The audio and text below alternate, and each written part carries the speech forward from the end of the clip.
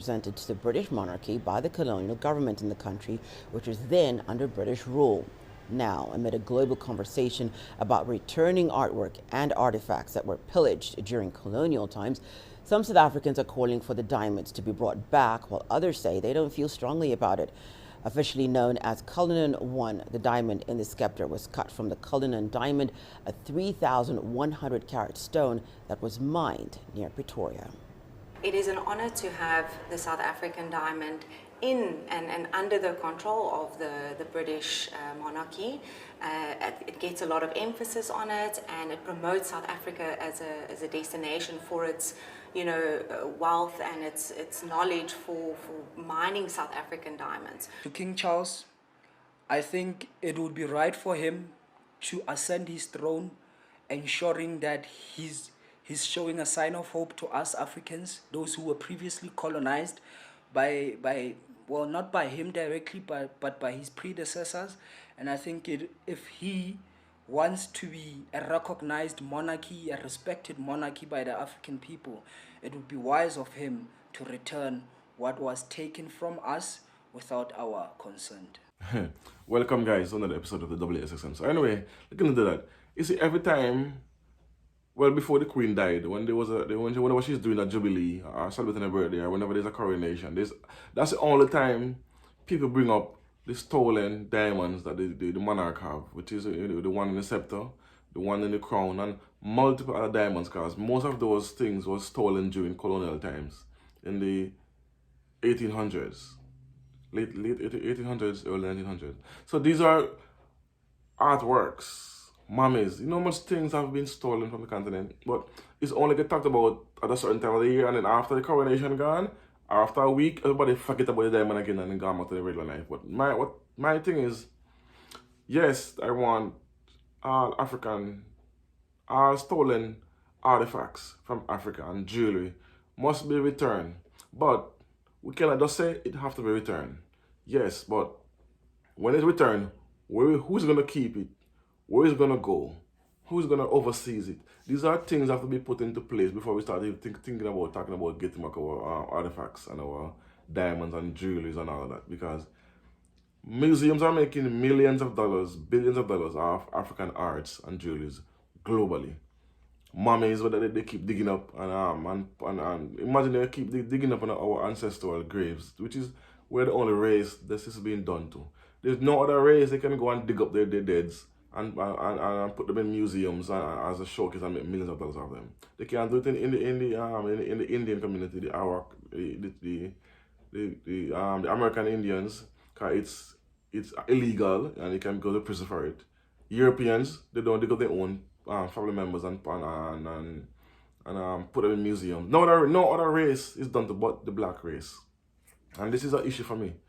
They do everything for us, raiding our grave sites, our ancestral grave sites, stealing our artifacts, our statues, our drawings, our poems, our weapons, and the biggest of all, our jewelries. These massive diamonds and rubies and gold, diamonds, rubies, and emeralds. These are massive, priceless artifacts these people have. And there are few museums who are saying that we, as black people, don't know what to do with our own stuff.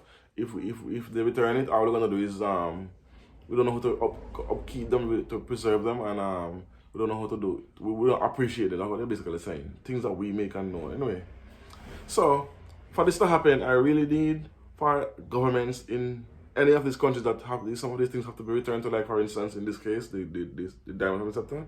If it have to go back to South Africa, I need to have a very secure, modern building that if we can put these things into, so we can go there if we want, and we can make the money off the artifacts instead of the Europeans and the Americans, on a global scale.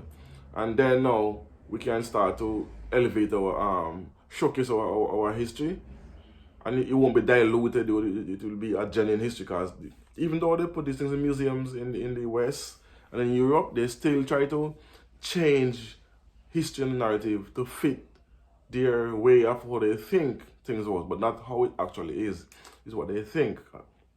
So I hope we need to build our own museums get this stuff returned, and then have very protected and very well documented, and make sure it's very protected, because you don't want a diamond like this to fall in the wrong hand and then they go and cut it up, and once it's stolen, isn't it? That's it. It's gone. So we don't want that to happen. So before we can even go about returning all our artifacts, we need first to find in each country which country they're going to, who will create over them, which museums they're going to go to. We need resources in this sense of protection infrastructure, like bulletproof glass, anti-theft, lasers, stuff, and stuff like that, to make sure it's protected and preserved for our next generation, and on. So anyway, so stop being. I want people to be stop being this knee-jerk reaction to every time there's a coronation or somebody, our king is raised or a king died. That's when this argument comes up. We need back our stuff. We need to keep this energy right throughout, and right to the time until they actually reserve. That only occasionally, when time we feel like we want to go online and say, to make it look good, to say we want back our stuff. No, we need to do this constantly and make sure whoever is doing it has the expertise. We need to put people into schools, into get archaeologists, and we need to put people, get them to school when they study and master and become experts in their field and African arts, and so we can give these people these jobs to protect and preserve and to properly document our stuff. That's not that much. That's not hard to do. That's not hard to do. But again, it takes willpower, and it takes our government have to put this on the priority list and stop with this whole human rights crap that they have been forced on our show. This is actually our right, human right, to get back our stuff, our stolen properties, our artifacts, and start make money off our own products, and make people who have to come and see and get the real history, not to water down our chain history, because they are changing books and all over the place right now, left, right, and center. It's ridiculous, guys. I can't. Anyway, just thinking about it getting me upset. Anyway, thanks for watching. You don't know, it's a WSXN podcast. Tell a friend. Boom. You don't know. Like, share, comment, subscribe. Peace. One love. Boom.